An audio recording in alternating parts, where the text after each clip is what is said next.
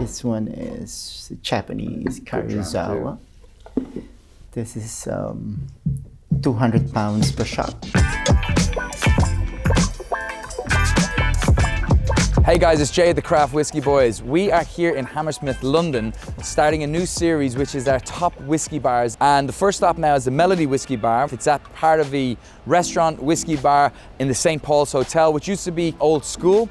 Beautiful, really boutique.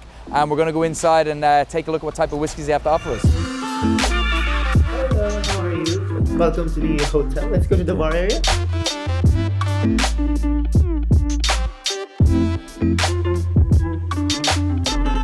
Beautiful selection.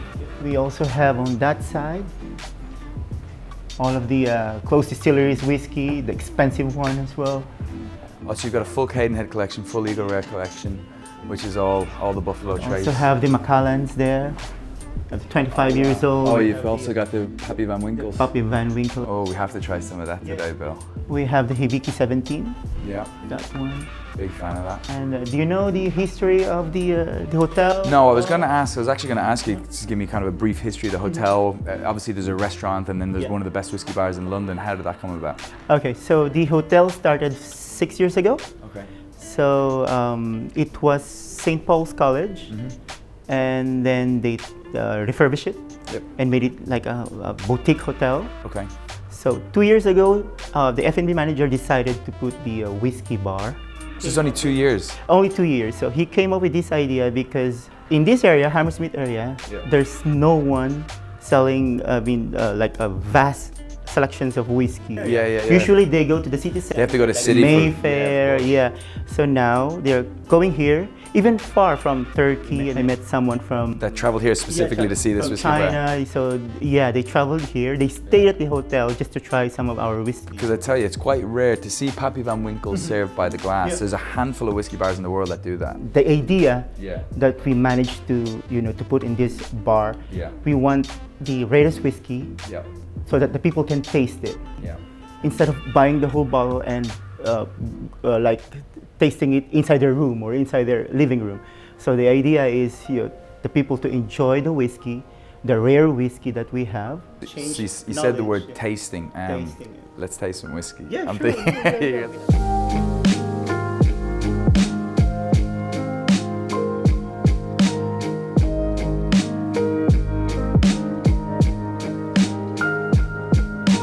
I'm with Bill Bassett and we're in the Melody Whisky Bar. Bill Bassett is kind of the bar supervisor running the bar. The manager is away on holidays at the moment and Bill's taking the reins. Whiskey enthusiast himself. So what we're going to do here, we're going to taste a little bit of your whiskey. A little bit of the whiskey. A little bit of it, yes. So tell me, what makes your whiskey bar, in your opinion, better than the others? Selection, which is one of the rarest whiskey that you can find. So we want to sell whiskeys. We want the people to enjoy the whiskey, the experience. Correct. So price point is not expensive. It's inexpensive. So we have flights, so they can taste all the Van Winkle selections that we have. Yeah, talk to me about the flight. So you've got, is this what comes out as a flight? Yeah. And this could be like, you have the Macallan flight, correct? We have the around the world selection. So that everyone can taste different kind of whiskeys from different parts of the world. Okay. So we have, for example, we have from India, Paul John Brilliance. We have from the US, the Weller, Bourbon. From Ireland, this one. And from Scotland as well, the Dalmore, 15 years old. And then from Japan, the Yamazaki, 12 years old. Maybe we'll start, let's try the Gelston actually. Let's go with the Irish. That's going to be a little bit lighter, generally speaking.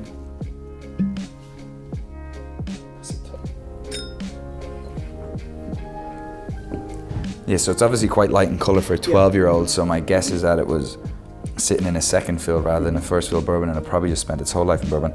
When you taste whiskey, or when you're recommending people to taste whiskey, have you any tips or tricks that you'd give to someone that's figuring out how to do it themselves and get the most from it? Honestly, I ask them preferences. We all have preferences. So I ask them, what would you like? Do you hate smoky one? Do you hate complex whiskey? Do you like a strong one that's gonna linger for 10 seconds, something like that? Okay. So from there, I'm gonna, present some of the whiskeys. What flavor would you like with the whiskey?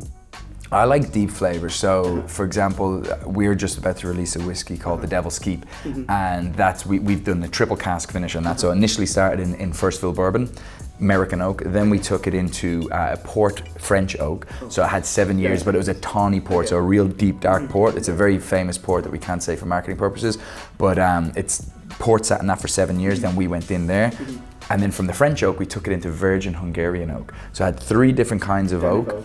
Yeah, from the bourbon to the port to the, and the richness and the flavor that gives off. I love a bit of sherry finish on the back palate. I love a bit of smokiness, that bit of oak coming through. I love, if I'm going for a smoky whiskey, obviously I go for an Islay heavily peated whiskey. But outside of that, I like the bit of the sherry, the sweetness that comes off that. Yeah, but also I like that bit of smokiness to it, but not the smokiness from the peat, more smokiness from the charred wood, from the inside of the oak barrel. So the Yamazaki, so as we all know, this is the first single malt Japanese whiskey they marketed outside Japan. So yeah.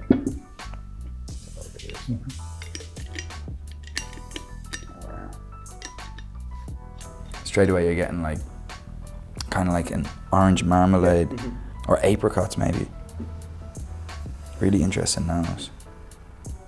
I'd nearly even say like an apricot marmalade. It's like that kind of sweet, sticky, but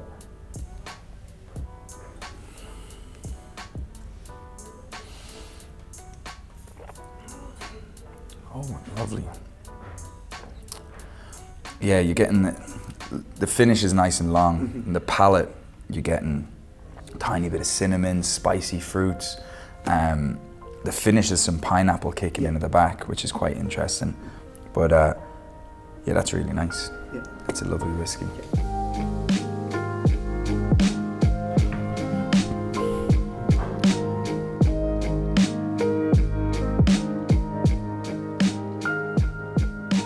How many bottles of Scotch have you guys got?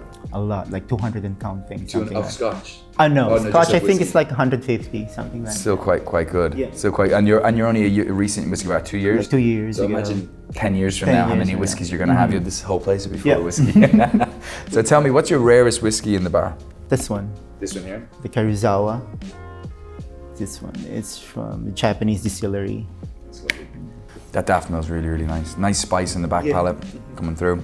This one is Japanese Karuizawa.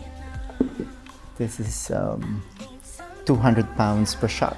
We have 2. This one is the geisha, the red one, and we have the ocean. This is the cherry. I think this is sherry. Sherry. Yeah.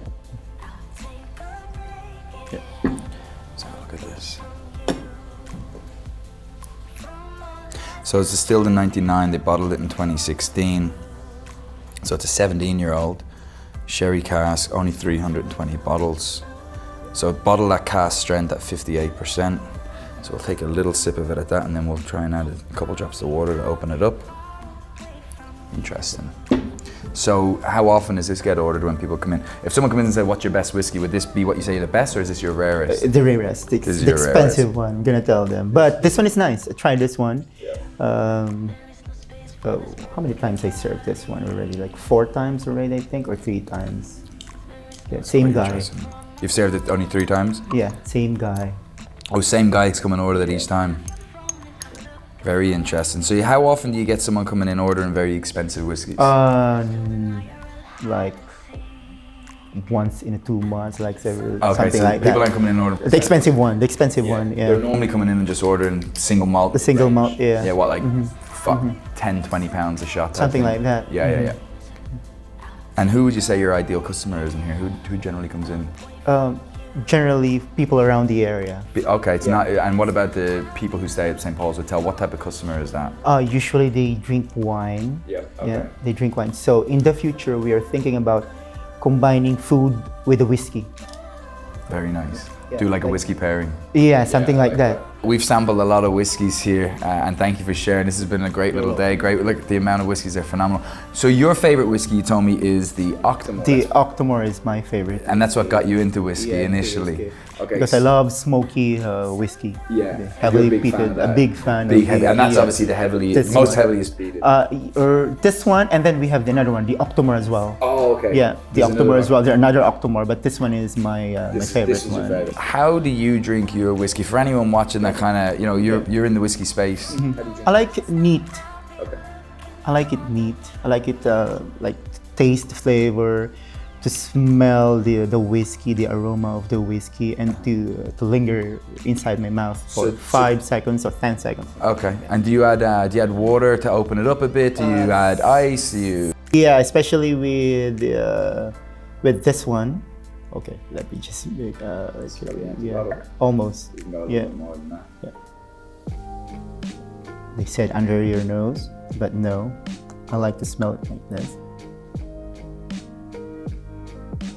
I can taste the brine, something. Yeah, so much brine, so much. The peat is really nice. It's not as overpowering as you'd imagine it to be for an Octomore, the peat. I wonder what the ppm on this is. It's 167. 167 ppm? Yeah. We have the 228. Do you really? We have the other one. I've been here before, kind of as a secret shopper, Bill, probably about 6 or 7 months ago, and we've been visiting as many whiskey bars in London as we could to try and understand what they do, who they are, and what they're about.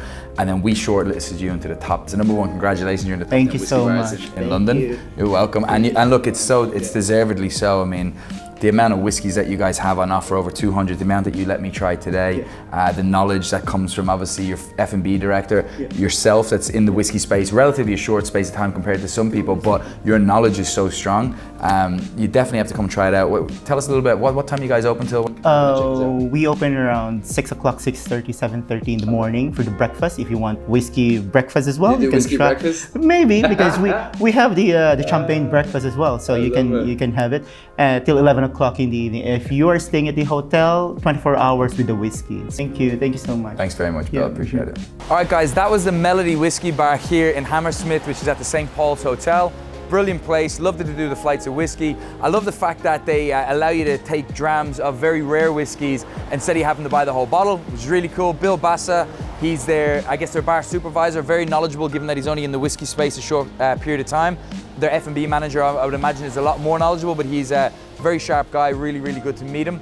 I tell you what, we're gonna go check out some more whiskey bars now in London, see which is the best whiskey bar in London, but just to give you kind of a broad scope. If you like this piece of content, if you like this video, obviously subscribe, you'll get the rest of them. Give us a thumbs up, give us a big like, and yeah, we'll see you on the next video.